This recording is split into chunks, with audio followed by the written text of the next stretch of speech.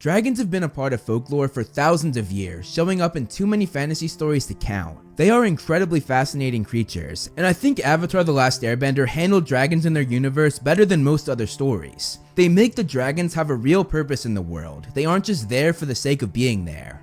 In this video, I'm going to go into more detail explaining this. I'm going to go over the history of dragons, explain the different kinds of dragons, and I'll even go over an expanded story that was not part of the 2 TV shows, but was expanded on after the series ended, and it houses a lot of details on dragons. Before we start, I'm trying to grow my footprint on other social medias besides just YouTube.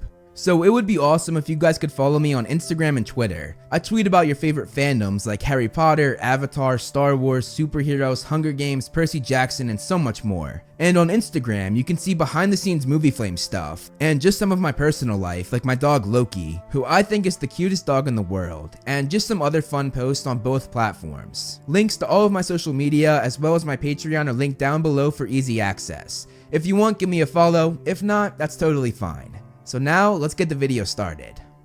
In the world of Avatar, dragons are so interesting because they play a huge part in the series, as they were the original firebenders. Each element of course has a creature or thing that human benders learned from. The airbenders learned from the flying bison, the earthbenders learned from badger moles, waterbenders learned from the moon, and as I said, firebenders learned from dragons, which I honestly think is the coolest one out of the 4.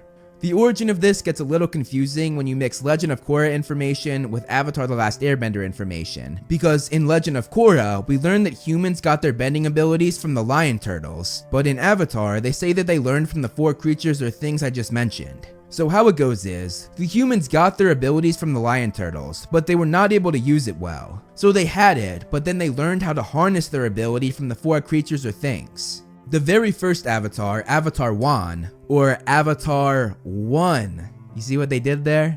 He lived on the Fire Lion Turtle Village, and this lion turtle granted the power of fire to those who traveled into the spirit wilds. Eventually, Wan was banished from the village, but the lion turtle allowed him to keep the power of fire. Now he might have had the ability to firebend, but he was no master of it. And so, this is where the dragons come into play. Wan befriends the creatures and they teach him how to harness his ability. They show him how to make fire an extension of his body, and they teach him the movements that would later be referred to as the dancing dragon, something that firebenders would study for the rest of time.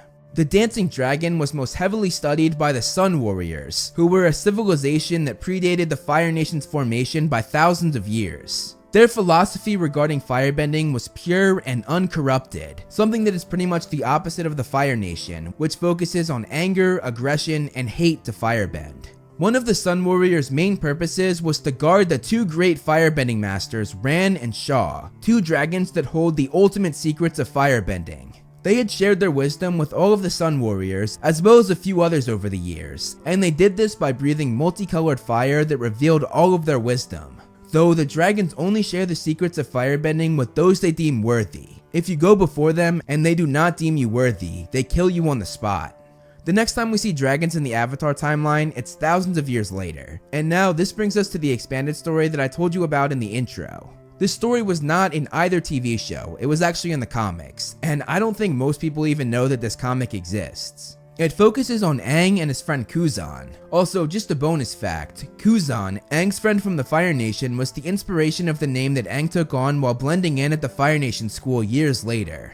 But anyway, this story takes place before Aang was frozen in the ice, and at this point in time, there were loads of dragons in the world, most of them living way up in the mountains. Aang explained that they were rather shy creatures, which might surprise a lot of people, including Zuko actually. Aang and Kuzan decided to go looking for them, and after climbing up 3 different mountains, they finally found one. When they got there though, they discovered a man who was egging the dragon on, and the 2 boys watched as the dragon flew out of its cave and chased the man. Thinking that he was in trouble, Aang was about to help this guy, but the 2 boys then heard some men that were clearly working with the first guy. When they took a look, they saw people in the dragon's cave, and they were stealing the mother dragon's egg, which these thugs hoped to sell for a hefty price on the black market. Aang and Kuzan decided they were not going to let these thugs get away with this, so they came up with a plan to scare them. To make them think the mother dragon was back, they had Appa roar and sent flames in their direction, and the thugs ran for it. Aang then went up to retrieve the egg. When he brought the egg back to the mother dragon, however, the dragon thought that Aang was trying to steal it, so she slammed him in the back, making Aang drop the egg over the cliff.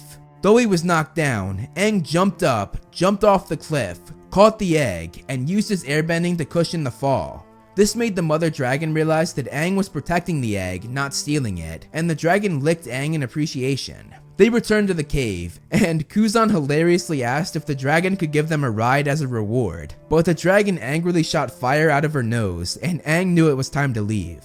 Not long after this story, Aang became frozen in ice, and the era of Fire Lord Sozin began. Fire Lord Sozin was ruthless, and he was responsible for almost causing the airbenders and the dragons to go extinct, though in both cases there were some survivors.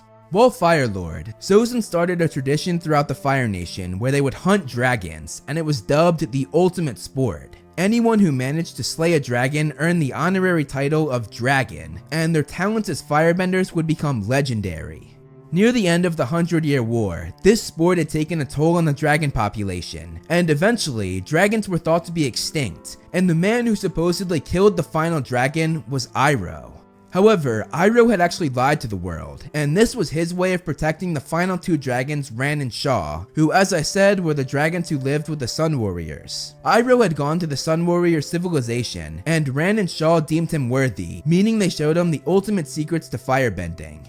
Like everyone else who Ran and Shaw deemed worthy, which wasn't many, Iroh swore to never reveal their existence, and this is why he told the lie of killing the last dragon. By telling this lie, it made everybody think that the dragons were extinct, meaning no one would go looking for them anymore, ensuring Ran and Shaw's survival. A few years later, Aang and Zuko visited the Sun Warrior civilization, and they were both deemed worthy by Ran and Shaw as well, which in turn gave Zuko the ability to firebend using peaceful methods rather than hate and aggression, the things that he had used up until this point.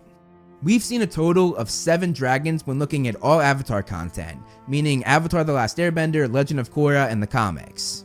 First, we have the White Dragon, which was the dragon that Avatar 1 learned from. Then we meet the Green Dragon, who was in the story with Aang and Kuzan. Then we met Fang, who was Avatar Roku's dragon, and was actually his Avatar animal guide, which many avatars have had, like Appa for Aang, Naga for Korra, and the cat deer for Avatar 1. Then there was Sozin's blue dragon that he adopted while he was Fire Lord. Then of course we have Ran and Shaw, and finally we meet Druk, who was Zuko's dragon in his later years. Looking at the 7 different dragons that we meet, we see that there are 4 different kinds, each a different color: red, blue, green, and white. The colors mean different things. For white, the first dragon that we meet, its color represents the beginning, which makes sense because it's white and blank like a new canvas. And the white dragon was the beginning of both humans learning from dragons, and it also helped shape the beginning of the Avatar cycle. Also, looking even deeper, the episode that the white dragon appears in is called Beginnings. The green dragon was a mother. The color green oftentimes represents the protective nature of mothers. This matches up perfectly because the green dragon was protecting her egg, which was her baby. Then we come to the red and blue dragons. In the original series, the symbolism of the red and blue dragon comes up several times. Commonly, the red dragon represents honor and goodness, while the blue dragon represents seduction and evil. The best example of the color symbolism is in a dream that Zuko had while in Ba Sing Se. In the dream, Zuko is Scarless and the Fire Lord, and 2 dragons speak to him. The blue dragon has Azula's voice, and the red dragon has Iroh's voice. The blue dragon sought to harm Zuko, encouraging him to sleep forever, whereas the red dragon told him to escape. Interestingly, this dream actually came to life when Azula and Iroh gave Zuko different advice in the Crystal Catacombs of Ba Sing Se. Just a detail that shows how well the show was thought out. The red and blue dragons also represent the conflict between Avatar Roku and Fire Lord Sozin, as Roku's dragon Fang was red and Sozin's dragon was blue. The two had a friendship that slowly turned into a rivalry. When they had their final standoff, both dragons were present as Sozin betrayed Roku and left his old friend to die in the volcanic eruption. Sozin escaped on his blue dragon, while Fang, Roku's red dragon, swooped in so he could die with Roku.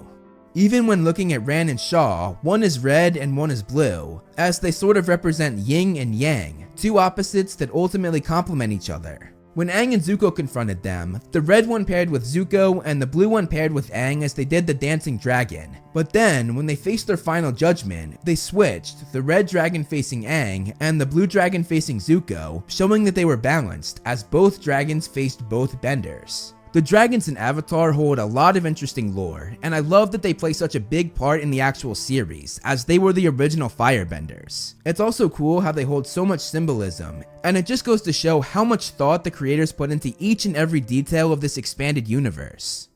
Thank you so much for watching, guys. You can follow me on social media to see more of my personal life and more of this little dude. If you like this video, hit that like button and subscribe. I want to give a huge shout out to all my patrons listed below. If you want to be featured on the next video, plus get a bunch of other rewards, become a patron today. Again, thank you so much for watching, and look out for more great Movie Flame videos on the way.